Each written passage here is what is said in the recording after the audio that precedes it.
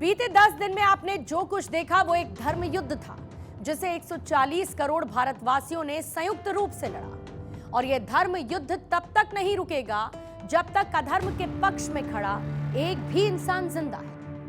भारत ने पहलगाम का बदला लेते हुए पाकिस्तान के अंदर बने हुए आतंकी ठिकानों पर सीधा हमला किया और इस हमले में पाकिस्तान और पीओके में बसे हुए Sawai Nala camp, Syedna Bilal Markaz, Abbas camp, Barnala camp, Gulpur camp, Sarjal camp, Mehmoona Joya centre, Markaz Taiba, Markaz Subhan Allah जैसे कुल मिलाकर 9 आतंकी ठिकानों को मिट्टी में मिला दिया है। यह लड़ाई सिर्फ आतंकवाद के खिलाफ थी, लेकिन पाकिस्तानी सेना ने इसके बावजूद अपने आतंकियों का साथ देना ही चुना। ऐसी कई तस्वीरें सामने आई जिसमें पाकिस्तानी सेना के बड़े बड़े जनरल्स को आतंकियों के जनाजे में आंसू बहाते देखा गया।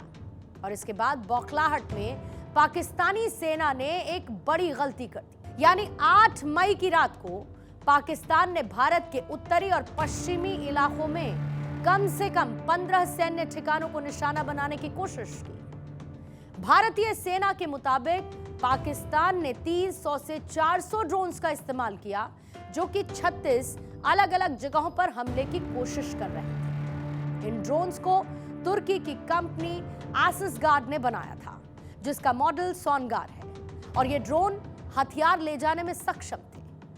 पाकिस्तान के भेजे गए ज्यादातर ड्रोन्स को न्यूट्रलाइज कर दिया गया और कोई बड़ा नुकसान नहीं। और यहां पर आंकड़े ये साफ बता रहे हैं कि पाकिस्तान ने तुर्की के ड्रोन्स के दम पर भारत को डराने की कोशिश की, लेकिन भारत की सेना ने उनके मंसूबों को मिट्टी में मिला दिया।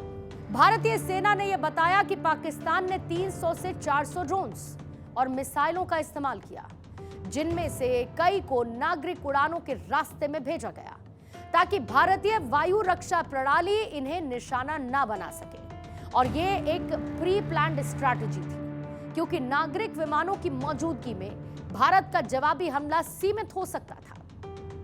इससे पहले पाकिस्तान ने दावा किया कि भारत के हमलों में उनके 31 नागरिक मारे गए, जिसमें महिलाएं और बच्चे भी शामिल थे। लेकिन भारत ने साफ किया कि ऑपरेशन सिंदूर में सिर्फ आतंकी ठिकानों को निशाना बनाया गया, और अगर नागरिकों की मौत हुई तो यह पाकिस्तानी सेना की ढाल रणनीति का नतीजा था।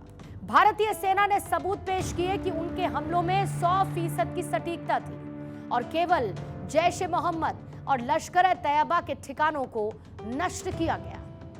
फिर भी पाकिस्तान ने इन ठिकानों के आसपास नागरिकों को रखकर दुनिया को गुमराह करने की कोशिश की।